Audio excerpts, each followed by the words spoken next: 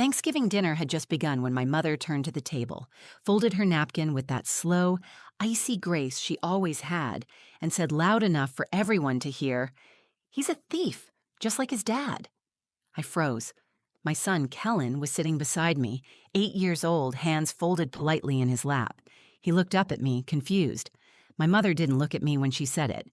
She looked across the table toward my brother Dorian, like I was a ghost in the room. Dorian, sitting with his tie loosened and a glass of wine in his hand, smirked.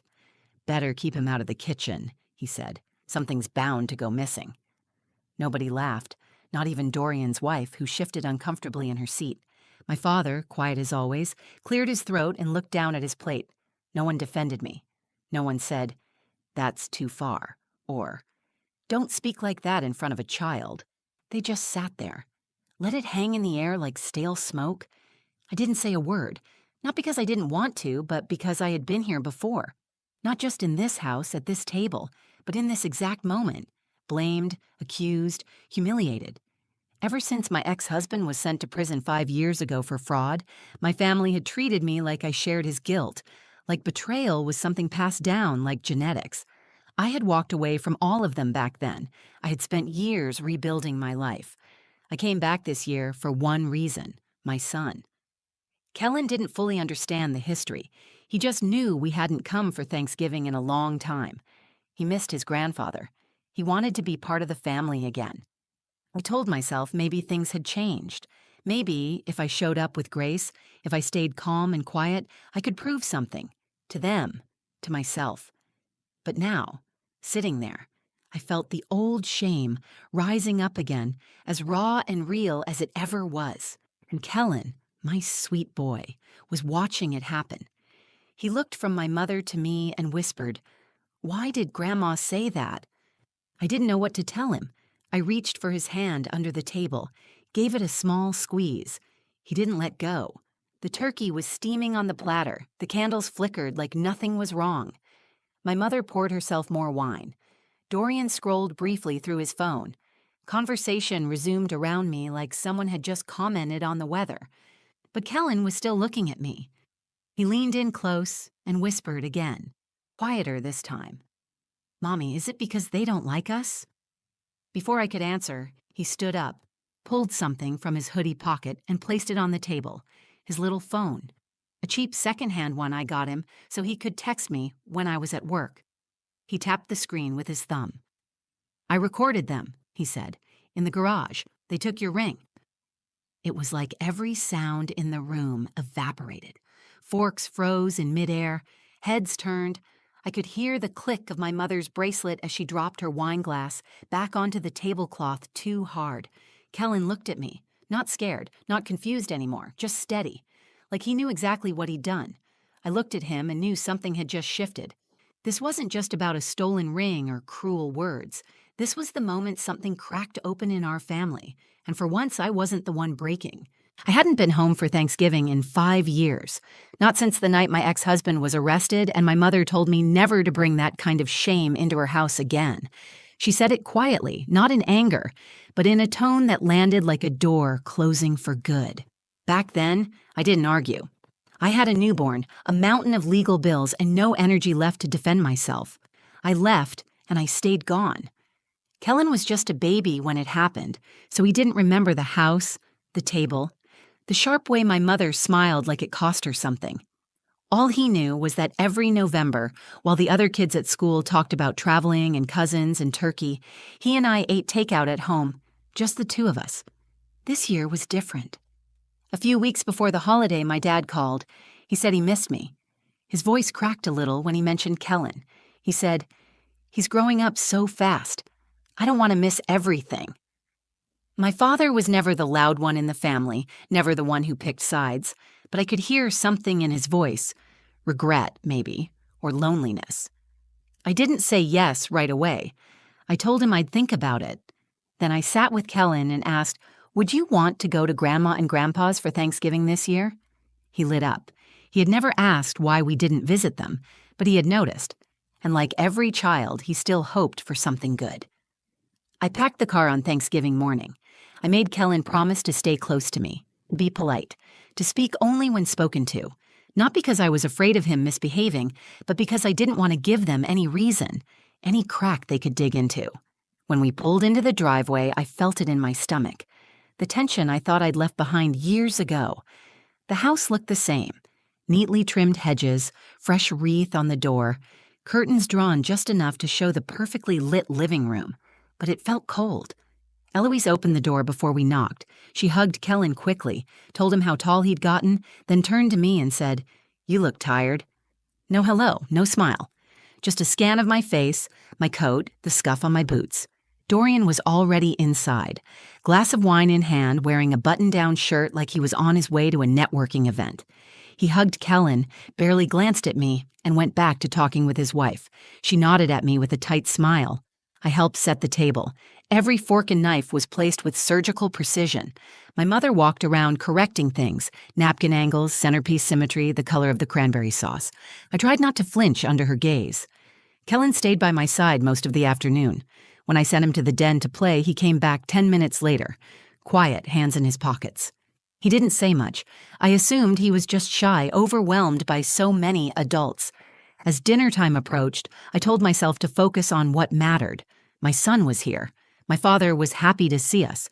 Maybe this could be a first step, even if it was a small one. I tried to believe that if I stayed calm, if I didn't rise to the bait, I could protect Kellen from the ugliness that used to hang in every corner of this house. But even before we sat down, I started to feel it. The sideways comments, the raised eyebrows, the way Eloise looked at my son like he was something fragile and already broken. At one point, she asked me if he had started speech therapy. He doesn't need speech therapy. He's bright, curious, kind. But she asked anyway, in front of everyone.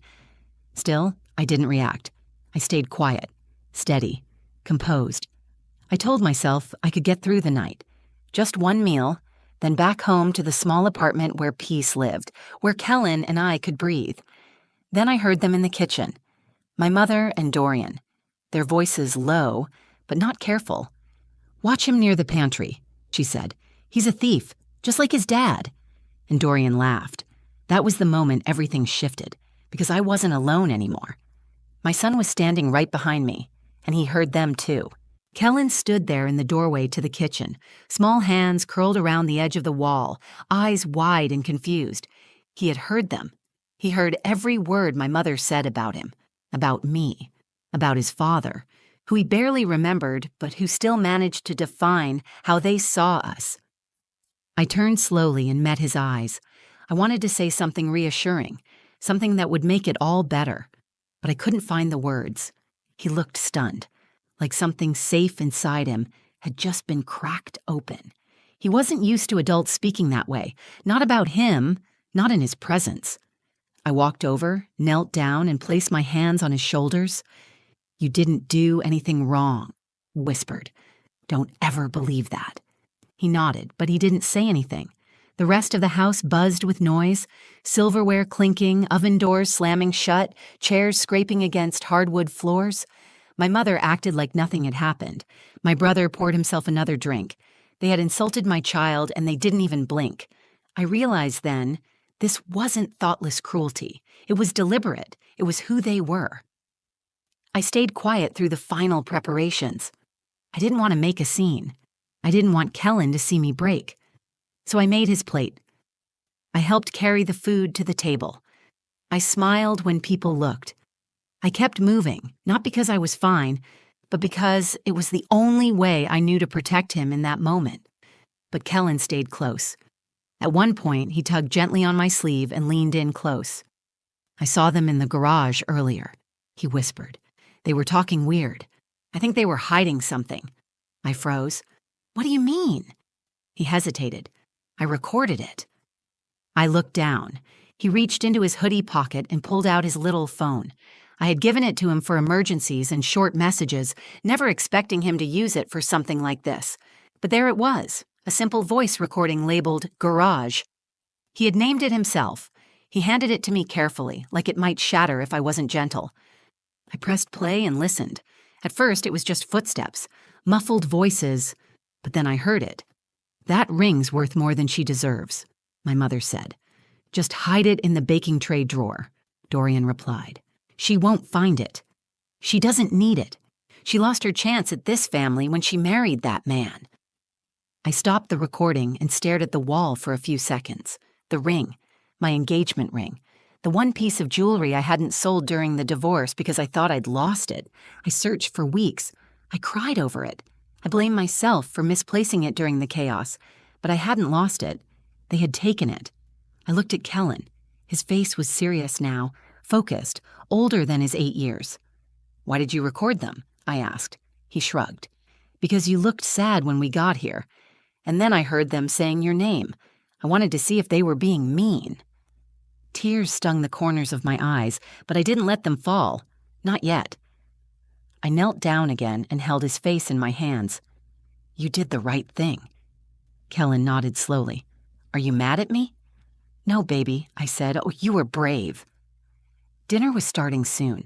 I stood in the doorway holding that little phone, my hands trembling. I wasn't scared anymore. I wasn't embarrassed or ashamed. I wasn't the girl who used to beg for approval. I was a mother now. I was his mother. I had spent years trying to earn my place back in this family. I kept thinking if I worked hard enough, stayed quiet enough, forgave fast enough, they'd finally let me in again. But they hadn't changed, and now I had proof that they never would. I tucked the phone back into Kellen's pocket and looked around the room. My mother was putting the rolls in a basket like it was a normal holiday. My brother was adjusting the thermostat like it mattered. They were pretending to host a family dinner, but all I saw was a performance, and I was done playing along. I had always believed that silence was safer. I believed that if I stayed quiet, I could keep things from getting worse. I thought if I kept my head down and held my breath, the storm would pass. But when my 8-year-old son looked at me and asked if he had done the right thing by recording his own grandmother and uncle, I understood something I hadn't before. Silence was not safety. It was surrender. I looked at Kellen, his little face serious and waiting. He was watching me, not to see if I was angry, but to see if he'd made me proud. I reached for his hand and squeezed it gently. "You were protecting the truth," I told him, "and sometimes that's the bravest thing a person can do." He nodded, but his eyes were still clouded with something heavier than any child should carry. He had caught a glimpse of how ugly adults could be, and it had changed him. I stepped into the hallway and took a deep breath. The house was filling with the smells of turkey, roasted vegetables, and cranberry sauce. The table was set with delicate china, candles lit at the center, wine glasses filled. Everything looked perfect, but I knew it was a lie, a carefully constructed illusion. Behind the smiling toasts and white tablecloths were the voices on that recording, cold, greedy, and cruel. They didn't just take the ring. They tried to erase everything I had done to survive after my husband was gone. They wanted to make me small again, wanted my son to feel worthless before he even understood who he was. And this time, they had done it while pretending to welcome us home. My mother called from the dining room, "Dinner's ready." I didn't answer. I looked at Kellen, his eyes still locked on mine, and I made a choice. "Come on," I said. "Let's sit down." We walked in together. My father stood when we entered. That small gesture almost broke me. He looked like he didn't know which side to stand on. I knew he had heard them over the years. I knew he had chosen silence, too. Eloise was at the head of the table, fixing her napkin with quiet precision. Dorian sat across from her, already halfway through his first glass of wine. The room buzzed with small talk. My mother complimented the stuffing. Dorian laughed about traffic. My sister-in-law passed the rolls with a smile that never quite touched her eyes. We took our seats. Kellen sat next to me, close enough that our shoulders touched. I watched him pull his phone from his pocket and place it gently on the table like it was something sacred. His thumb hovered over the screen. I looked across the table, straight at my mother. "There's something we all need to hear." She blinked, confused. "What are you talking about?" Kellen tapped the play button. The room went still. First came the footsteps, then the voices. Eloise's voice was unmistakable. "That ring's worth more than she deserves." Dorian's voice followed. "Just hide it in the baking tray drawer. She won't find it." She lost her chance at this family when she married that man. The recording ended. There was no background noise. No one dared to move. Eloise straightened in her chair, but her face had gone pale. "That's taken out of context," she said. "You don't know what we were talking about." I leaned forward. "I do know. That ring was mine. You didn't just take it. You blamed me for losing it. You watched me search the house in tears and said nothing. And now you sit here and call my child a thief?" Dorian cleared his throat. "You need to calm down." "No," I said. "I'm already calm. That's the difference now. You don't get to rewrite the story anymore. You don't get to raise your glass and pretend this is a family. You can sit here and eat your turkey, but you're going to do it with the truth on the table." My mother looked like she might say something, but I stood before she could. Kellen stood too. I didn't wait for anyone to stop us. Didn't look back. I walked out with my son's hand in mine, his little fingers curled tight around mine like we were walking across ice. I didn't care what happened to the food. I didn't care if they chased us out the door or said my name again after we were gone. I had nothing left to prove, and everything worth protecting was already beside me. We stepped outside into the cold. The sun had dipped behind the trees, leaving a stretch of golden gray across the sky. The air smelled like frost and dead leaves. I didn't rush. I didn't run. Kellen's small hand stayed tightly in mine as we walked toward the car. Behind us, I could hear the muffled confusion through the front door. Chairs scraping back, voices rising. No one came after us. I buckled Kellen into his seat. He looked up at me, eyes wide and unsure. "Are we in trouble?" he asked. "No, baby," I said. "Not even close." He closed his door and slid into the driver's seat. My hands were shaking, but not from fear. It felt like adrenaline, pride, and grief all tangled into one. I sat there for a minute, breathing. Then I started the car, and we pulled away from the house where I had once been a daughter, once been a sister, once tried to belong. The silence in the car was heavy at first. Kellen stared out the window, his legs swinging slightly off the edge of the seat. Finally, he said, "I didn't know grown-ups could lie like that." I glanced at him. "Sometimes they lie to protect themselves," I said. "Sometimes they lie because the truth scares them." He nodded like he was storing that away. He was only 8, but I knew that day had changed something in him. He had seen me humiliated and then stand back up. He had seen what loyalty looks like and what betrayal feels like when it wears your last name. I pulled into a gas station about 20 minutes down the road. I needed a second to breathe, and Kellen said he was hungry. We sat at a little table inside while he ate a sandwich and a cookie. I drank bad coffee and looked at the red and gold leaves through the window. Kellen tapped the table with his finger. "Are we going to see them again?" "I don't know," I said, "but I don't think we need to right now." He didn't ask anything more after that. When we got home that night, I tucked him into bed. He rolled over onto his side and pulled the blanket up to his chin. Just before I turned off the light, he whispered, "You're not a thief." I stood there for a second, blinking back tears. "And you're not like your dad," I said. "You're you, and I'm proud of you." In my own room, I opened the drawer on my nightstand. Inside was a small box. The ring was still there. I had taken it from the drawer where they hid it, placed it in my purse before we left without saying a word. They didn't deserve a warning. They didn't deserve to keep it. I held it in my palm. It wasn't worth much anymore. It had never been about the money. It was the last thing left from a life that had unraveled fast and hard. I had believed I lost it, just like I had believed I lost my family, my worth, my future. But I hadn't lost anything. It had been taken. And now it was back. Not because I demanded it, but because my son, small and strong, had believed me when no one else would. He hadn't done it with anger. He had done it with love. I placed the ring on the windowsill. I didn't want to wear it. I didn't need to. It wasn't a symbol of the past anymore. It was a reminder of who I was now. Someone who survived. Someone who raised a child brave enough to speak up in a room full of liars. In the days that followed, no one from my family called. Not even my father. Maybe he didn't know what to say. Maybe he still didn't understand what he had allowed all these years. And maybe that silence was finally honest. The truth had been played out at the dinner table, with nothing to hide behind. They couldn't unhear that recording. They couldn't unsee the moment an 8-year-old held up a mirror and showed them who they really were. What I realized that night, driving away from everything I once thought I needed, was that I was already free. They didn't reject me. I had outgrown them. The next morning, I woke up early. The sky outside our apartment was pale and still. I sat by the window with a cup of coffee, watching the light shift over the buildings. Kellen was still asleep, curled under his blanket with his favorite stuffed bear tucked in beside him. I looked over at the ring sitting on the windowsill. It caught the morning light, casting a thin, golden line across the wall. It no longer felt like a reminder of what I had lost.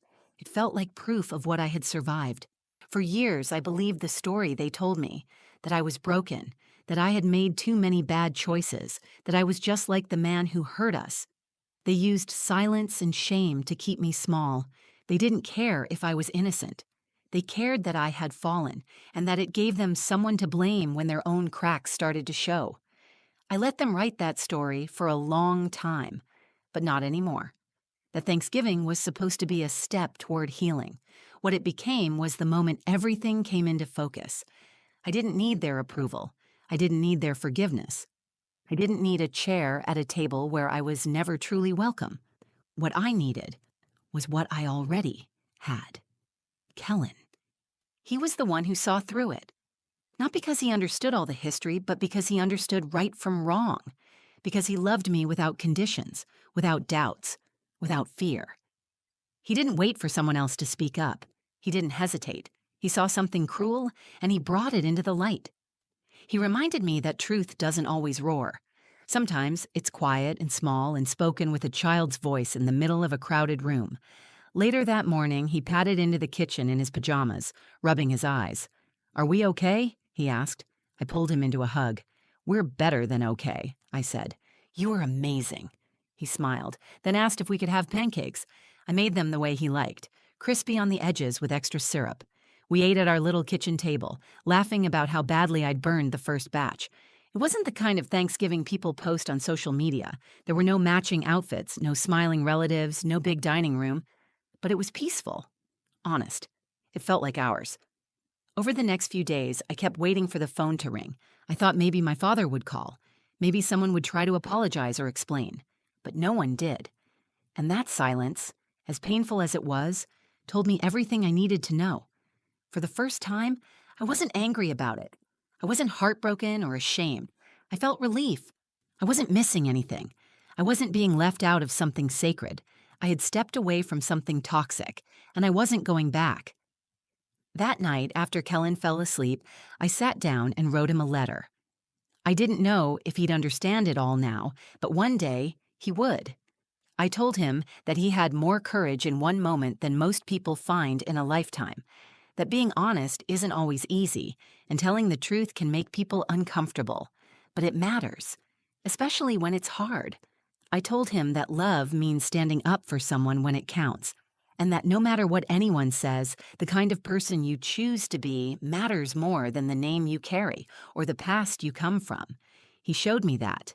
An 8-year-old boy with a secondhand phone and a heart big enough to break a lie wide open. Sometimes, the people who call you broken are the ones who did the breaking. And sometimes, the people who save you are the ones you were trying to protect. That Thanksgiving didn't fix my family. It ended it. But it also gave me something better: clarity, peace, and a deeper bond with my son than I ever thought possible. That day, I stopped trying to be accepted by people who only saw my worst chapters. I started writing the rest of the story myself, and this time, it's mine. Every family has its shadows, but the truth has a way of finding the light, even when it comes from the smallest voice in the room. This story moved you, if it made you feel seen or reminded you of your own strength, I hope you'll take a second to like the video, share it with someone who needs to hear it, and leave a comment below. I read everyone, and your stories matter too. And if you want more real, raw, and powerful stories like this one, subscribe to the channel and hit that bell so you never miss the next chapter. Thanks for watching. Stay strong, stay honest, and always protect your peace.